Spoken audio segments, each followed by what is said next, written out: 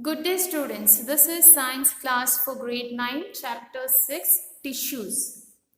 In the last video session, we learned in detail the simple permanent tissue, which was one of the type of permanent tissues. In this video session, let us learn the next type of permanent tissue, that is called complex permanent tissue. And also, let us learn in detail the protective tissues of the plant body. Protective tissues of the plant body. So, let us study each in detail. First, let us learn about complex permanent tissues. You all know that green plants can carry out photosynthesis and absorb water through roots. But it may make you curious to know that how these substances are transported to the whole plant body. As we know, they don't have blood, lymph, etc. It is due to this complex tissue that water is transported and food is translocated. Now let us learn about it. Complex permanent tissues consist of more than one type of cells. They are of two types. They are xylem and phloem. Xylem and phloem are also known as vascular tissues. Why? Because xylem and phloem contain vessels to conduct water and food to the plant body.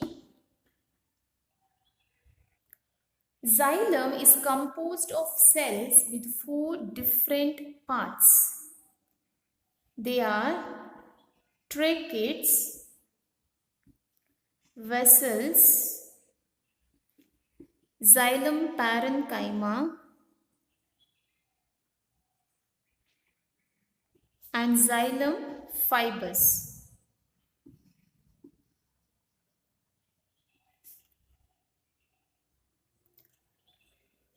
Page number 72 of your science textbook, figure 6.7, we can see the tracheid, vessel and xylem parenchyma here. Tracheids and vessels have thick walls. They have thick walls and many are dead cells. Tracheids and vessels are very long tubular structures. Because of this, they are able to transport water and minerals, and they transport it vertically. And the parenchyma, that is the xylem parenchyma, stores food. And also there is one more xylem element, that is the xylem fibers. And the xylem fibers provide mechanical strength to the plant body. The main function of xylem is to carry water and minerals upward from the root to different parts of the shoots. We also have here the phloem, the section of phloem. Phloem consists of four components. They are the sieve tubes, companion cells, phloem parenchyma, and the phloem fibers. Sieve tubes, so these you can see the tubes here, sieve tubes, are the structures composed of elongated thin-walled cells, and their end walls are perforated by numerous pores called the sieve plate. You can see the sieve plate here. Okay, so their end walls, the end walls of the sieve tubes are perforated by the numerous pores called as the sieve plates.